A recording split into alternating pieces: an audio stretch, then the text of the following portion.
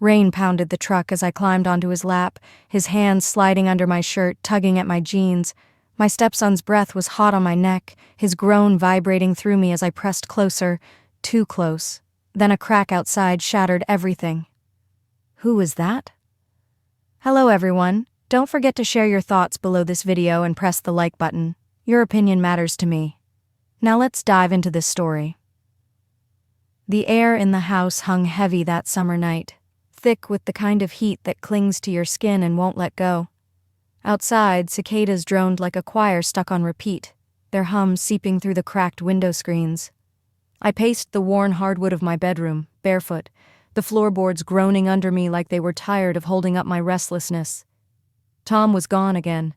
Another late shift at the garage, fixing someone's busted engine while ours rusted over at home. At 42, I'd grown used to the silence, but tonight it bit deeper, gnawing at something I couldn't name. I stopped by the dresser, its chipped paint flaking under my fingers, and dug into the bottom drawer. There it was, my little secret, a palm-sized thing, smooth and cool to the touch, with a hum that stretched low and long when it had life in it. I'd relied on it lately, a quiet companion for nights when sleep dodged me and the house felt too big. But now it sat dead in my hand, the batteries drained, the faint buzz I craved replaced by a stubborn silence. I flipped it over, prying at the compartment with shaky fingers, muttering curses as it jammed tight. "Come on, you little," I hissed, the frustration bubbling up hotter than the air around me. The front door slammed downstairs, a jolt that snapped my spine straight. I shoved the device under my pillow, heat creeping up my neck like I'd been caught red-handed. Boots thudded on the steps. Dylan, my stepson, home from trade school. He was 20 now, all lean muscle and quiet edges, a far cry from the gangly kid who'd sulked through my wedding to Tom 6 years back. "Rough day, Claire?" His voice drifted up, that easy drawl cutting through the stillness. I smoothed my hair, flustered, and called back, something like that. My heart tripped over itself. Stupid, really, he didn't know a thing, but I couldn't shake the prickle on my skin. He didn't stay downstairs. The stairs creaked under his weight, and before I could think, he was in my doorway, toolbox swinging from one hand, his dark hair mussed from the day. Grease streaked his jeans, and his gray tee clung to him in the humidity, outlining a frame that wasn't a boy's anymore. "Heard you grumbling," he said, leaning against the frame, his hazel eyes catching mine with a flicker of curiosity. "What's broken now?" I swallowed, mouth dry, and hesitated. He'd fixed plenty around here. Leaky faucets, a busted lamp Tom ignored. But this? My mind scrambled for an out, but my hands betrayed me, pulling the device from under the pillow. "It's just this thing," I mumbled, holding it out like it was nothing, a quirky little gadget I couldn't explain. "Batteries are stuck." His brow lifted, a half smile tugging at his lips as he stepped closer, setting the toolbox down with a soft clank. "Let's see it." I handed it over, fingers brushing his, warm, calloused, and a spark zipped up my arm, sharp and uninvited. He turned it over, inspecting it with that mechanic's focus he'd picked up from Tom, his thumb tracing the seam. "Weird little contraption," he said, voice low, teasing but not pressing. "What's it do when it's not dead?" My cheeks burned. "Oh, just makes a noise," I said, waving a hand, vague as I could manage. "Keeps me company." He glanced up, eyes locking with mine for a beat too long, and something shifted. A glint, a question he didn't ask. "Right," he said, popping the compartment open with a flick of his pocket knife. "Got any spares?" I fumbled through the drawer again, fishing out a couple of AAs and handed them over, our fingers brushing again.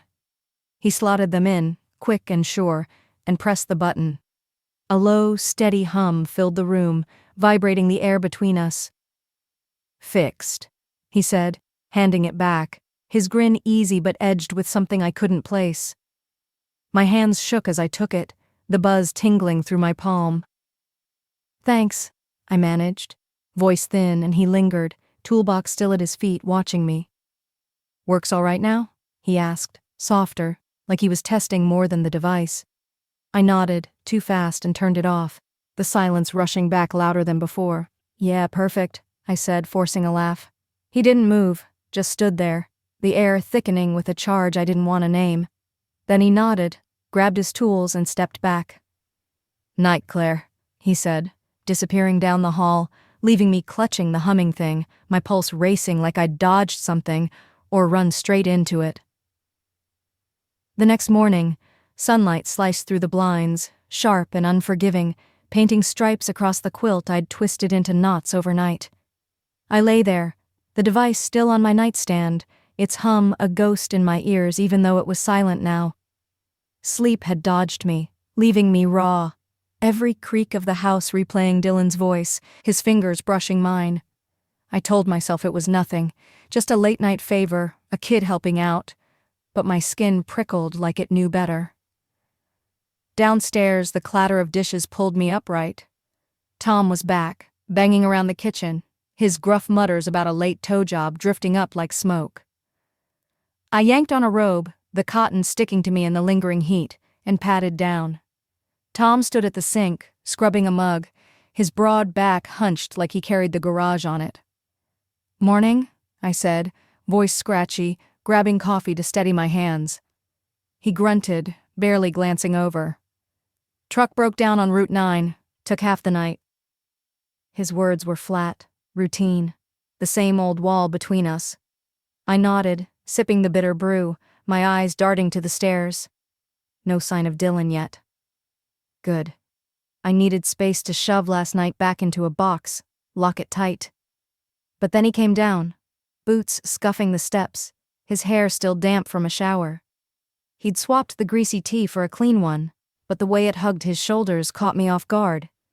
Hey, he said, casual, tossing a nod at Tom before grabbing a banana from the counter. His hazel eyes flicked to me, quick, sharp, and my stomach flipped. Sleep okay, Claire? He asked, peeling the fruit, his tone too light, like he was poking at something. I choked on my coffee, coughing to cover it. Fine, I lied, turning to rinse my mug, the water cold against my wrists. Tom didn't notice, just kept scrubbing, lost in his own head.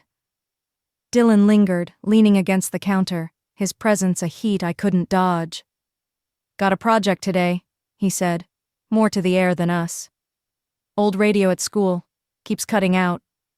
He bit into the banana, chewing slow, and I caught myself watching. His jaw, the way his throat moved. I snapped my eyes away, guilt clawing up my spine. Sounds fun, I muttered, drying my hands, needing to move, to breathe. He smirked, faint but there, and headed out, toolbox rattling as the screen door slapped shut behind him. Tom didn't look up. I exhaled, shaky, the kitchen suddenly too small. The day dragged, sticky and slow. I busied myself, laundry, dishes, anything to keep my hands from trembling, but my mind kept circling back. That hum, his grin, the way he'd stood too close.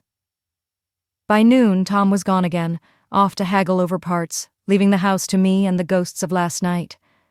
I was folding towels in the living room, the TV muttering some daytime trash, when the phone rang. I grabbed it, expecting Tom's grumble about a flat tire, but the voice was sharper, unfamiliar. Mrs. Hargrove? A pause, then, "This is Officer Tate. Got a situation with your stepson."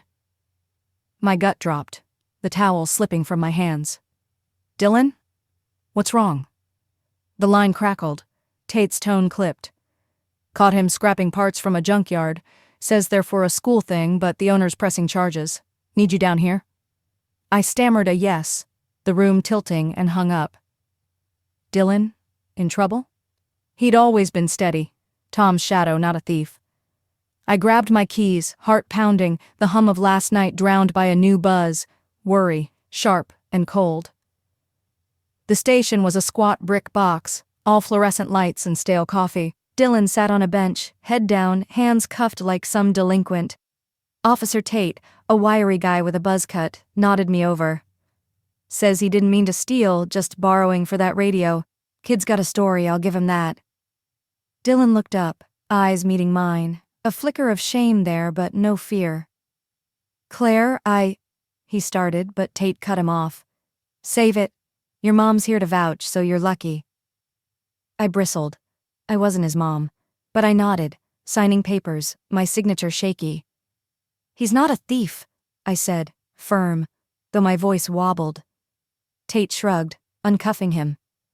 "Keep him out of trouble." We drove home in silence, the truck's rumble filling the space. I gripped the wheel, glances at him, slouched, staring out the window, his jaw tight. "What the hell, Dylan?" I finally snapped, pulling into the drive. He turned, eyes steady now. "Needed parts. Didn't think they'd care. They were junk." His voice was low, defensive, but not sorry. "You could have asked," I said, softer, the fight draining out of me. He smirked, faint. "Didn't want to bother you. You've got enough going on." My breath caught. Did he mean last night? Before I could ask, he climbed out, leaving me clutching the keys, the air thick with something new, secrets piling up, humming louder than ever. The gravel crunched under my tires as I killed the engine, the house looming dark and still against the afternoon sky. Dylan was already halfway to the porch, his long strides eating up the distance, toolbox swinging like nothing had happened. I sat there, hands still on the wheel, the echo of cuffs clicking off his wrists rattling in my head. He'd brushed it off, scrap metal, a dumb choice, but the weight of it clung to me, heavy as the heat pressing through the truck's windows. I climbed out, the air smelling of dust and cut grass, and followed him inside, my pulse a restless drum I couldn't quiet. He dropped onto the couch, kicking his boots up on the coffee table, the clunk of them loud in the hush. I hovered by the kitchen doorway, arms crossed, trying to piece him together. "You gonna tell Tom?" he asked, not looking at me, his fingers picking at a loose thread on his jeans. His voice was steady, but there was a crack in it, something softer, younger. I sighed, leaning against the frame. "Should I? You're the one who almost got a record over a damn radio." He smirked, faint, eyes flicking to me. "Wasn't just a radio. It's for the shop class showcase. Wanted it to hum right." My breath snagged. That word again, tying last night to now, a thread I couldn't cut. I turned away, busying myself with the sink, running water over dishes that didn't need washing. "Next time, ask," I said, sharper than I meant, the cold splash grounding me. He didn't answer right away, just watched, his silence louder than the faucet. Then he stood, slow, crossing to the counter beside me. "Didn't think you'd care this much," he said, low, his shoulder brushing mine as he grabbed a glass. The contact jolted me, warm and deliberate, and I fumbled the sponge, suds dripping down my arm. "Your family," I shot back, dodging his gaze. "Of course I care." He filled the glass, the water gurgling, and took a slow sip, eyes never leaving me. "Family, huh?" The way he said it, soft, edged, twisted something in my gut. I dried my hands, needing distance, but he stayed put, close enough I could smell the soap on him, fresh from that morning shower. "Claire," he started, setting the glass down. "Last night?" The phone rang, shrill and jarring, slicing through whatever he'd been about to say. I grabbed it, grateful for the escape, but my relief sank fast. "Claire, it's Jan from the garage." Tom's coworker, her voice tight. "He's in the ER. Truck flipped. Drunk driver clipped him. He's okay, just banged up, but you should come." The room spun, the phone slippery in my grip. "I'll be there," I managed, hanging up, my mind a mess of panic and guilt. Dylan was on his feet, eyes wide. "What happened?" I told him, words tumbling out. "Tom, hospital now," and he grabbed his keys before I could finish. "I'll drive," he said, firm, no room for argument. We piled into his beat-up pickup, the cab smelling of oil and leather, and he floored it, the engine growling as we tore down back roads. My hands shook, twisting in my lap, Tom's face flashing, tired, distant, but mine. Dylan glanced over, jaw tight. "He's tough. He'll be fine." I nodded, wanting to believe it, but dread coiled cold around my heart. The ER was chaos. Beeping machines, sharp voices, the sting of antiseptic in the air. Tom sat on a gurney, arm in a sling, a cut above his brow stitched up, his face pale but set. "Stupid bastard swerved," he growled as I rushed over, his hand clumsy in mine. "I'm okay, Claire. Just sore." Relief hit me hard, but it tangled with something else. Anger, maybe, or the weight of years piling up. Dylan hung back, arms crossed, watching us with that quiet intensity he'd carried since last night. "Good you're here," Tom said to him, gruff but warm. "Take her home, huh? I'll be out soon." We left Tom with the nurses, the drive back heavy with silence. The sun dipped low, painting the sky bloody orange, and I leaned against the window, exhaustion seeping in. "Thanks," I said finally, voice small. Dylan's hands tightened on the wheel. "Anytime." He didn't push, didn't bring up last night, but the air between us thrummed anyway, alive with what we weren't saying. Back home, I collapsed on the couch, the device still on my nightstand upstairs, a silent witness to the chaos. Dylan lingered, dropping his keys on the table. "You need anything?" he asked, softer now, his shadow stretching long across the floor. I shook my head, but he didn't leave, just sat, close, his knee brushing mine, and the hum of secrets grew louder, daring me to listen. The living room glowed faint, the last threads of sunset slipping through the curtains, painting the couch in soft oranges where I sat, knees tucked up tight. Dylan was still there, his knee pressed to mine, a steady warmth that anchored me despite the storm churning inside. Tom's stitched-up face flashed in my head, gruff, alive, but so far from the man I'd once known. The device upstairs lingered in my thoughts, a secret humming louder every minute, and now Dylan sat too close, his presence too real. "You sure you're okay?" he asked, voice low, fingers tapping the armrest like a restless drum. I nodded, too worn to lie well, and he shifted, his heat bleeding into me through that small touch. "Long day," I mumbled, rubbing my temples, the ache pulsing sharp. He didn't push, just watched, hazel eyes catching the dim light, steady and deep. "Yeah, Tom's lucky," he said, softer, like it carried more weight than the crash. My throat tightened, guilt and relief knotting up. I should have stayed at the hospital, hovered like a good wife. But I'd run home, and Dylan had followed, and now the air thickened, heavy with something I couldn't dodge. "He'll be back tomorrow," I said, more to myself, clinging to the thought. Dylan's jaw twitched, but he nodded, stretching his arm along the couch behind me, close enough to feel without touching. The silence stretched, taut and alive, until he broke it.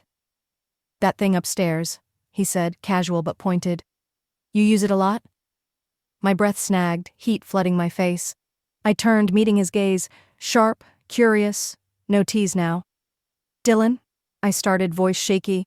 "It's just—" He leaned closer, cutting me off, his arm brushing my shoulder. "I'm not blind, Claire, I get it." My heart slammed, the room shrinking to just us, his words buzzing louder than anything else. "It's not what you think," I said, grasping at denial. But he smirked, faint, like he saw right through. "Maybe not, but you didn't tell me to leave last night." I stood, too quick, the floor tilting. "I need air," I muttered, bolting for the porch, the screen door slapping shut. The night air hit cool, crickets chirping in the dark, but my skin burned, his words chasing me. He followed, inevitable, stepping out, hands in his pockets, shadow long under the porch light. "Claire," he said, softer. I didn't mean to push. I spun, raw. "Then what do you want, Dylan? To fix everything, to play hero?" My voice cracked, and he stepped closer, boots scuffing the wood. "No. Just you." His eyes locked on mine, steady, and something in me splintered, want, fear, a tangle I couldn't unravel. He moved before I could think, closing the gap, his hand lifting to my cheek, warm and tentative. My breath hitched, but I didn't pull away. Couldn't. His thumb brushed my skin, slow, and the world narrowed to that touch, the crickets fading out. "Tell me to stop," he murmured, voice rough, his face inches from mine. I opened my mouth, but nothing came, because I didn't want him to. My hand found his chest, hesitant, feeling the thud beneath his shirt, and he leaned in, lips brushing mine, soft, testing. I froze, then melted, kissing him back, a quiet gasp slipping out as his arms slid around me, pulling me close. It was reckless, wild, the heat of him searing through me, and I pressed tighter, fingers curling into his shirt. Headlights sliced the dark, Tom's truck, rattling into the drive. We broke apart, breathless, my heart lurching as Dylan stepped back, eyes wide but steady.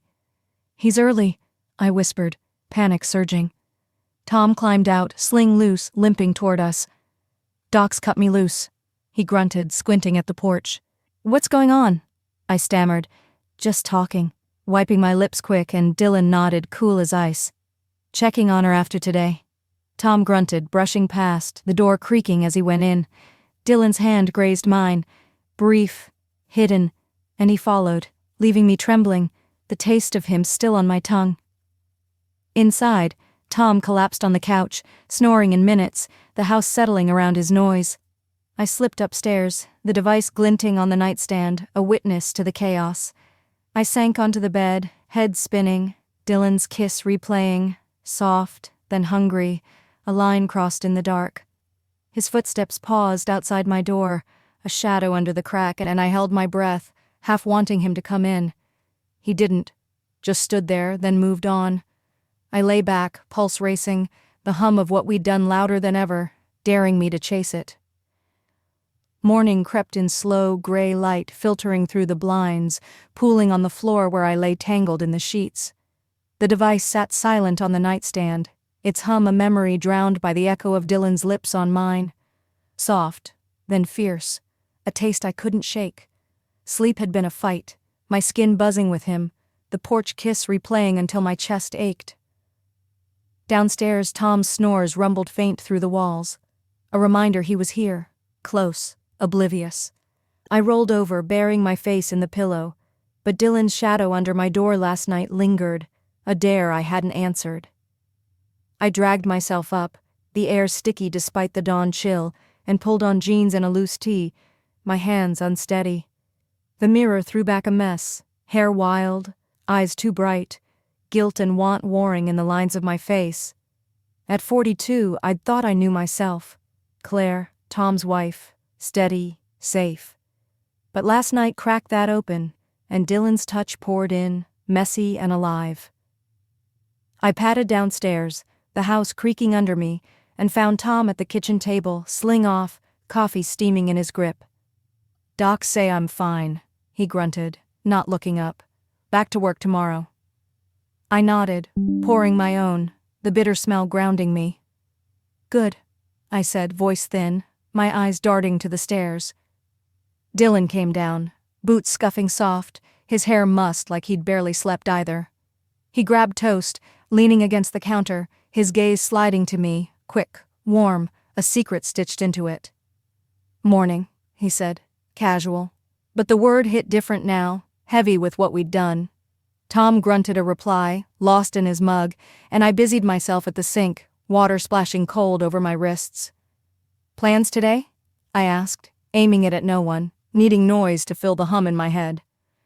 "Shop class," Dylan said, biting into the toast, his voice low. "Got that radio to finish." My breath caught. Radio, hum. And his eyes flicked to me, a smirk tugging his lips. I turned away, cheeks burning, the sponge slipping in my grip.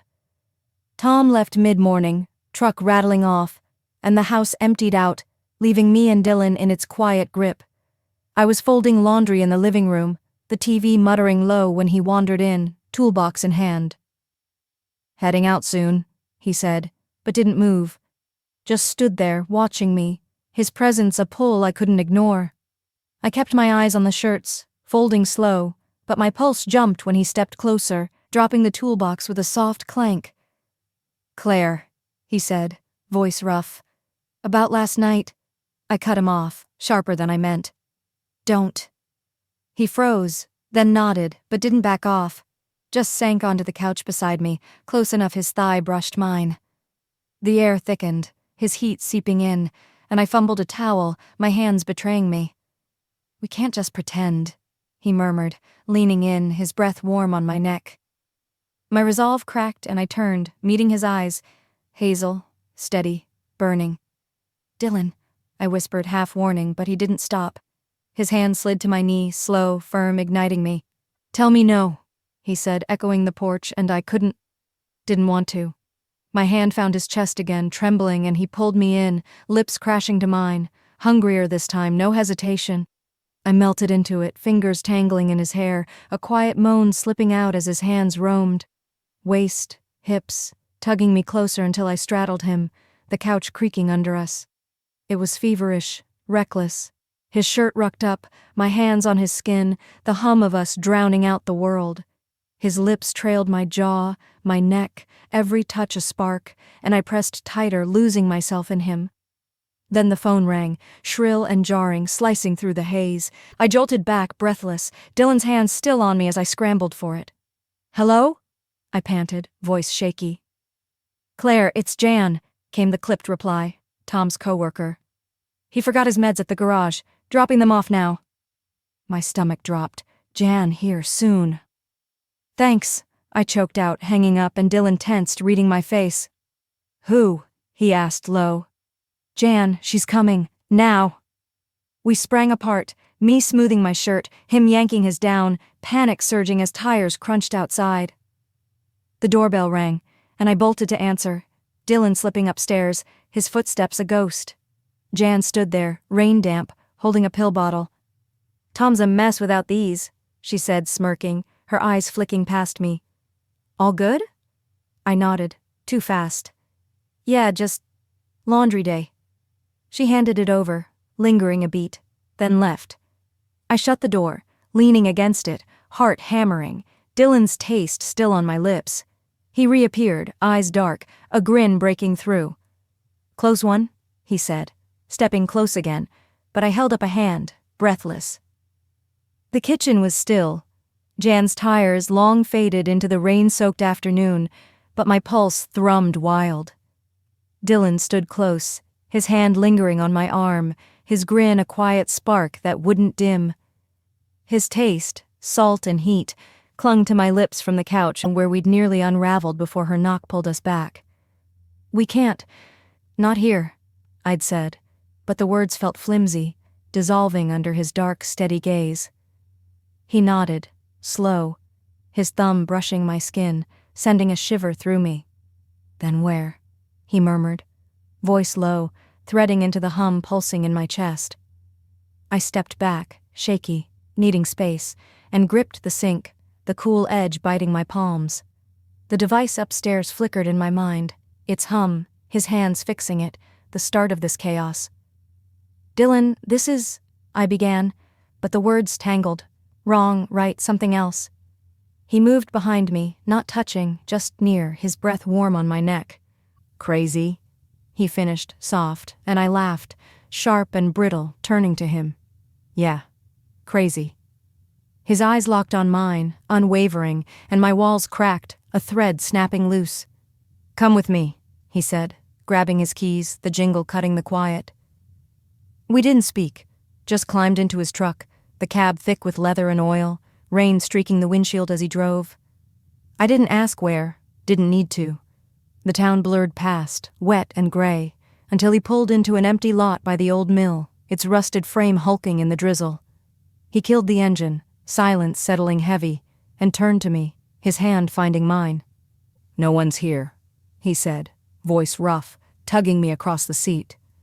I went, heart slamming, and his lips met mine, slow, deliberate, like he was tasting every second. My hand slid up his chest, fingers curling into his damp shirt, and he groaned, low, pressing me back against the door, the glass cold through my tea. It was private here, raw, his hands bolder, slipping under my shirt, tracing my spine as I arched into him. The rain drummed steady, a curtain around us, and I lost myself in him, his lips on my jaw, my neck, every touch igniting me. I tugged his shirt higher, palms flat on his skin, warm and taut, and he pulled me closer, my legs tangling with his in the tight space. "Claire," he breathed, voice thick, his fingers grazing the edge of my jeans, tentative but hungry. I nodded, breathless, urging him on, and he unbuttoned them slow, his touch searing as it dipped lower. My head tipped back, a quiet gasp escaping, the truck's cab shrinking to just us, heat, need, the hum of our breaths fogging the windows. He shifted, pulling me onto his lap, the steering wheel digging into my back. But I didn't care. Pressed tighter, hands in his hair, kissing him deep, reckless.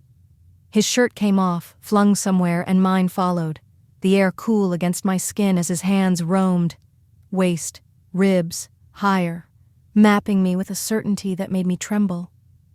"You're sure?" he murmured, lips brushing my ear, and I nodded, pulling him back, the rhythm building, urgent, wild. The rain muffled us, but my pulse roared, every move a spark, and I clung to him, the truck rocking faintly with our weight, a secret carved in the storm. It peaked fast, a rush that left me gasping, his groan muffled against my neck as he followed, collapsing against me, breathless. We stayed there, tangled, sweat mixing with the damp of the rain seeping through a cracked window, the air thick and still. His forehead rested on mine, his grin lazy, sated.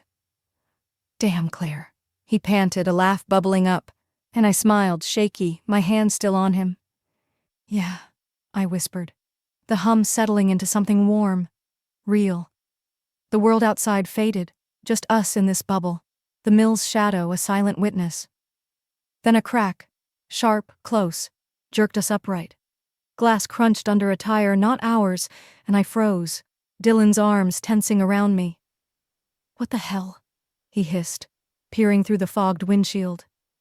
A shadow moved, quick, dark, near the mill. Then headlights flared, a car peeling out fast. My heart lurched, adrenaline spiking as I yanked my shirt on, Dylan scrambling for his. "Someone saw us," I whispered, panic clawing up, and he grabbed my hand, steady despite the chaos. "Or just passing through," he said, but his eyes narrowed, scanning the dark. We sat, breathless, the intimacy shattered by a new, cold edge. Whoever it was, they'd been close, and the hum of secrets turned sharp, cutting deeper. Dylan's shirt hung loose, half on, his hand gripping mine as we stared out the fogged windshield, the echo of that crack, glass under tires, ringing in my ears. The headlights had vanished, swallowed by the storm, but my pulse wouldn't slow, a cold prickle crawling up my spine. "Who was that?" I whispered, yanking my jeans up, fingers fumbling the button. Dylan's jaw tightened, his eyes scanning the dark lot around the mill. "Dunno," he said, low, pulling his shirt straight. "Could have been nothing. Kids, maybe." But his grip on my hand said otherwise, steady but tense. I slid off his lap, the seat creaking, and smoothed my hair, the heat of him still clinging to me despite the chill seeping in. "They saw us," I said, voice shaky, the weight of it crashing down. Bare skin, tangled limbs, a secret too loud to hide. He turned, hazel eyes steady, and brushed a strand from my face. "If they did, they're gone now." His voice was firm, calming, but my gut twisted, picturing Tom's truck, Jan's smirk, anyone who could have rolled by. I nodded, swallowing hard, and he started the engine, the rumble a jolt back to reality. "Let's go," he said, soft, and I leaned against the window, rain streaking the glass, the mill fading as we pulled away. The drive home was silent, the storm heavier now, wipers slashing through the blur. Dylan's hand rested on my thigh, warm through my jeans, a quiet anchor, but my mind spun. His lips on my neck, the truck rocking, that shadow in the dark. Back at the house, lights glowed dim, Tom's snores drifting from the couch as we slipped inside. Dylan dropped his keys, the clink loud in the hush, and I froze, waiting for Tom to stir. He didn't, just rolled over, oblivious, his sling dangling loose. I exhaled, shaky, and Dylan's hand brushed my back, guiding me upstairs, his touch a promise we couldn't voice. In my room, the device glinted on the nightstand, a mute witness to the chaos I'd let loose. Dylan followed me in, door clicking shut, and I turned, meeting his gaze, dark, unguarded. "Claire," he started, stepping close, but I held up a hand, voice trembling. "We can't keep doing this here." He nodded, slow, but closed the gap anyway, his fingers tracing my jaw.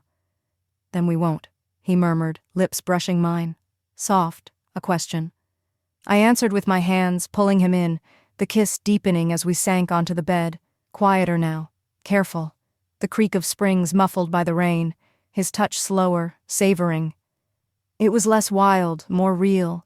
His hands under my shirt, my legs wrapping him, a secret stitched into the dark. Morning broke wet and gray, the house heavy with damp.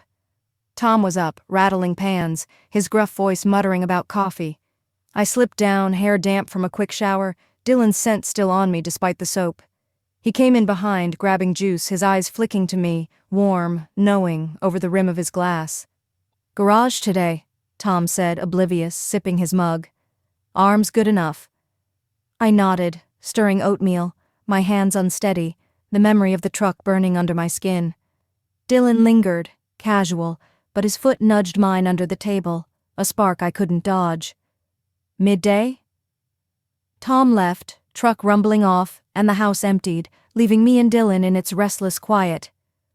I was wiping counters when he came up behind, arms sliding around my waist, lips grazing my neck. "Missed you," he whispered, and I turned, melting into him, the kiss hungry, urgent. We stumbled to the couch, clothes peeling off slow, his shirt, my jeans, skin on skin, the hum building again, drowning out the rain. Then the doorbell rang, sharp and sudden, yanking us apart. I cursed, scrambling for my shirt, Dylan tugging on his jeans as I peered out, Jan, rain-soaked, holding a box. "Tom forgot this," she said when I opened the door, her eyes narrowing past me. Dylan lounged on the couch, too casual, shirt still off. "Hey, Jan," he said, voice smooth but her smirk faltered, sharpening. "Busy day?" she asked, handing me the box, tools heavy, and I stammered, "Just cleaning." She lingered, gaze flicking between us, then nodded, slow. "Tell Tom I stopped by," she said, turning away, but her look stuck with me, knowing, cold. I shut the door, heart pounding, and Dylan stood, close again. "She didn't see anything," he said, but I shook my head, the box trembling in my grip. "She saw enough." The kitchen air hung heavy, Jan's footsteps crunching away through the rain, her parting look, a razor's edge of suspicion, still slicing through me. The box of Tom's tools trembled in my hands, its weight nothing next to the dread coiling in my gut. Dylan stood behind me, bare-chested, his jeans slung low, that easy grin fading as he read my face. "She didn't see anything," he said again, stepping close, his hand brushing my arm warm and steady. I shook my head, setting the box down hard on the counter, the clang loud in the hush. "She saw enough," I muttered, voice tight, picturing her smirk twisting into something uglier when she got to Tom. He moved nearer, his heat cutting through the chill seeping from the storm outside, and turned me to face him. "Claire," he said, low, his fingers lifting my chin. "We're fine." His eyes, hazel, deep, unshaken, held mine, and I wanted to believe him, wanted to sink back into the bubble we'd carved in the truck, on the couch, everywhere we shouldn't.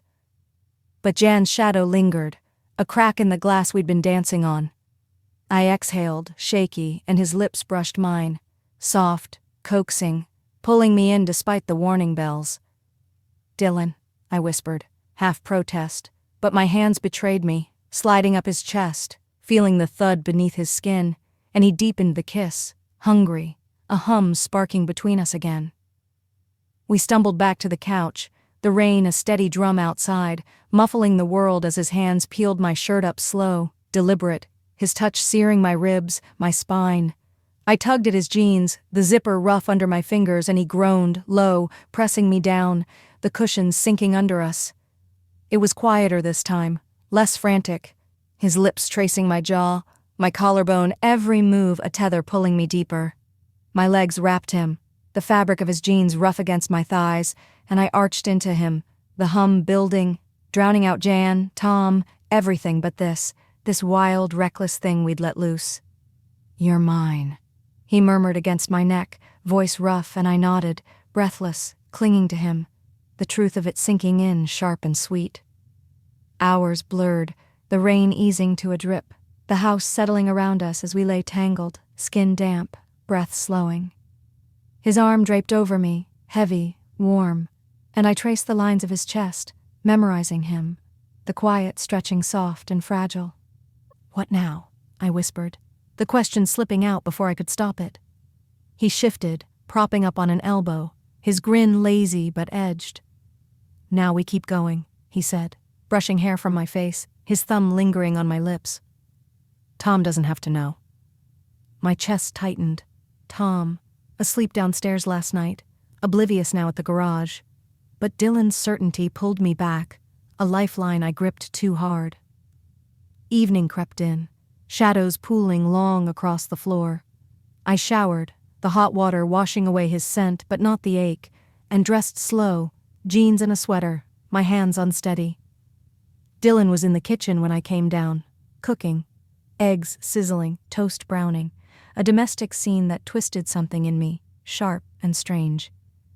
"Thought you'd be hungry," he said, glancing over, his smile easy, and I nodded, sitting, the normalcy of it surreal after the mill, the couch, the secrets piling up. We ate in quiet, his foot nudging mine under the table, a spark flaring even here, and I laughed, soft, caught in the pull of him. Then headlights swept the drive. Tom's truck, earlier than expected, gravel crunching loud. My fork froze midair, Dylan's eyes snapping to mine, a flicker of tension there. "Shit," I hissed, standing, but he stayed calm, clearing plates like it was nothing. Tom barged in, sling gone, grease on his hands, his face set hard. "Jan stopped by the garage," he said, dropping his keys, his voice rougher than usual. My stomach plummeted, and Dylan paused, mid-step, casual but alert. "Yeah?" I managed, throat dry and Tom's eyes narrowed, flicking between us. "Said she dropped something off. Looked weird about it." He stepped closer, the air thickening, and I forced a shrug. Too quick. "Just tools. No big deal." He grunted, but didn't let it go, his gaze lingering on Dylan, shirtless still, jeans low, then back to me. "You two been here all day?" The question hung, heavy, and I nodded, too fast, my pulse hammering. "Yeah, just hanging out," Dylan said, smooth, leaning against the counter. But Tom's jaw twitched, something dark flashing in his eyes. "Hanging out," he repeated, slow, and turned to the fridge, grabbing a beer, the snap of the cap loud in the silence. I exhaled, shaky, but the tension didn't break. It coiled tighter, his back to us, rigid like he was piecing something together. Night deepened, Tom crashing early, his snores rumbling through the house, but sleep wouldn't come for me. I paced my room, the device glinting on the nightstand, a hum I couldn't hear but felt. Dylan, downstairs, the truck, Jan's smirk, Tom's stare. I slipped down, restless, and found him in the living room, sprawled on the couch, eyes on the ceiling. "Can't sleep?" he asked, soft, sitting up, and I shook my head, sinking beside him. His hand found mine, pulling me close, and we kissed, slow, desperate, the hum flaring back, a secret we couldn't bury. Then a creak, sharp, close, jerked us apart. Tom stood in the doorway, beer in hand, eyes wide, awake, staring. "What the hell's this?" he roared, voice raw, and the bottle slipped, shattering on the floor, glass exploding as the hum turned to chaos, leaving us frozen, exposed, on the edge of a cliff, with no way back.